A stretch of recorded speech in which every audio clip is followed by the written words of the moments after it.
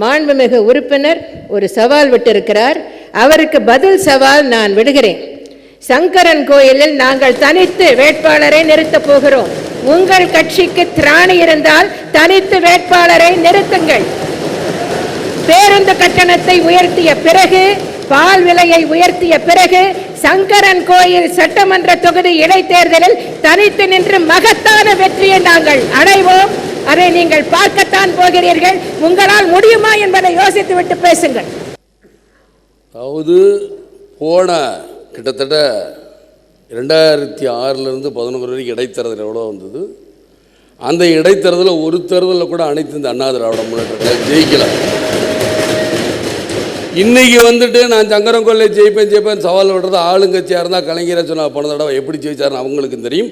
இப்போ நீங்களே எப்படி ஜெயிக்க போகிறீங்கிறதா, அனைத்து இந்த அண்ணா திராவிட எப்படி ஜெயிக்க போகிறோங்கிறது தயவு செய்து பேசி முடிச்ச நம் அமைச்சர் பேசுகிறாங்க.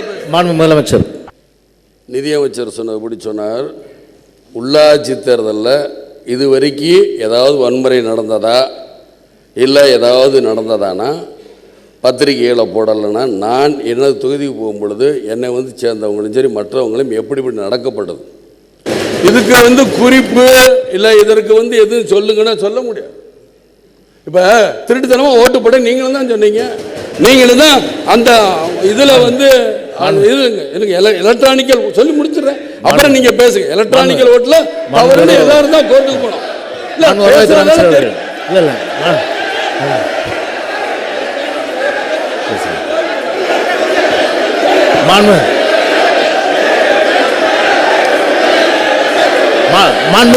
அமைச்சர் அவர்கள் அமைச்சர் பேசுறாங்க பிளீஸ். அது மரபல்ல. அமைச்சர் ஏந்திருக்கும் போது அவர் கொடுத்துறோம், அப்புறம் வாய்ப்பு தராங்க. பிளீஸ் மாண்பு வருவாய்த்துறை அமைச்சர் பிளீஸ்.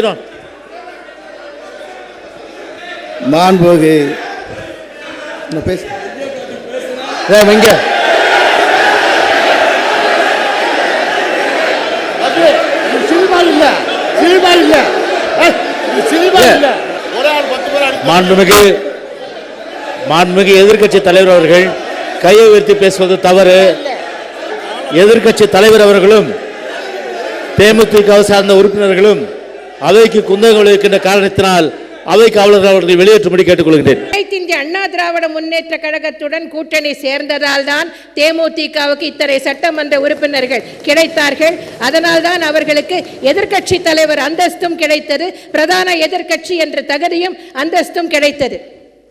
அனைத்து இந்திய அண்ணா திராவிட முன்னேற்ற கழகத்தோடு கூட்டணி சேராவிட்டால் தேமுதிகவுக்கு கடந்த தேர்தல் ஒரு இடம் கூட கிடைத்திருக்காது என்பதுதான் உண்மை.